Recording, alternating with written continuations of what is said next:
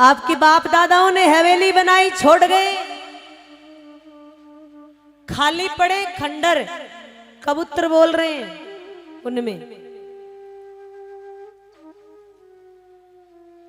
तो वो हवेलियां आपको क्या संकेत कर रही है कि कोई फायदा नहीं बनाने में। जिसने जीवन भर बनाया, पूरी कोशिश करी, मेहनत करी, पूरी कमाई लगा दी, और अंत में जब उसमें रहने का समय आया, उसका सुख लेने का समय आया, तो ऊपर से बुलावा आ गया और तुम चले गए। वो हवेली ऐसी की ऐसी रह गई, वो ऐसी की ऐसी पड़ी है, आज उसमें कोई रहने वाला नहीं है। मेरा घर है पैतृक, उसके पास भी एक उदाहरण है बहुत बड़ा। एक काली हवेली है, बताते हैं कि वो अंग्रेजों के टाइम की है। पहले उसमें बनिए लोग रहते थे, फिर उसमें राजपूत रहते, फिर उसमें जाट रहने लगे, फिर अब वो खाली पड़ी है।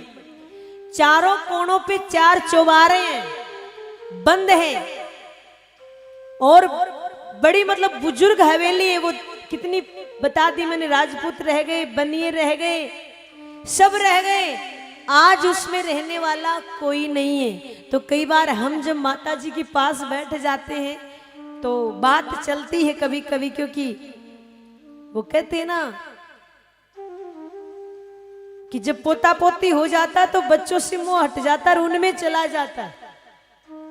तो कई बार हमें ऐसा लगता है कि अब माता जी का मोह थोड़ा पोते में ज्यादा होने लग गया, तो हम बैठाकर थोड़ा टाइम इतना ही मिलता है, 1 या 2 दिन तो बहुत कम बताएंगे, रात्रि मिलती है कोई मुश्किल, तब बताते हैं मम्मी अब ज्यादा आपको मोह माया में नहीं जाना है, ये सब देखो पड़ा का पड़ा रह गया और सब ऐसे ही रह जाएगा। जितना समय मिला है भगवान के भजन में निकालिए।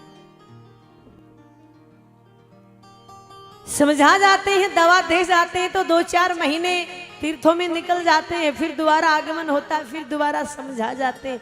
वैसे तो हमारी माता जी हैं, हमें समझाते हैं, वो हर एक चीज बताते हैं।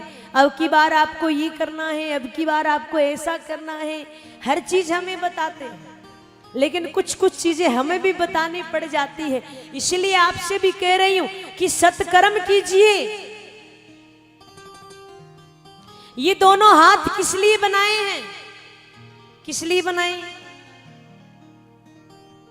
दान करने के लिए, और भगवान के मंदिर में उनके आगे उनको नमन करने के लिए।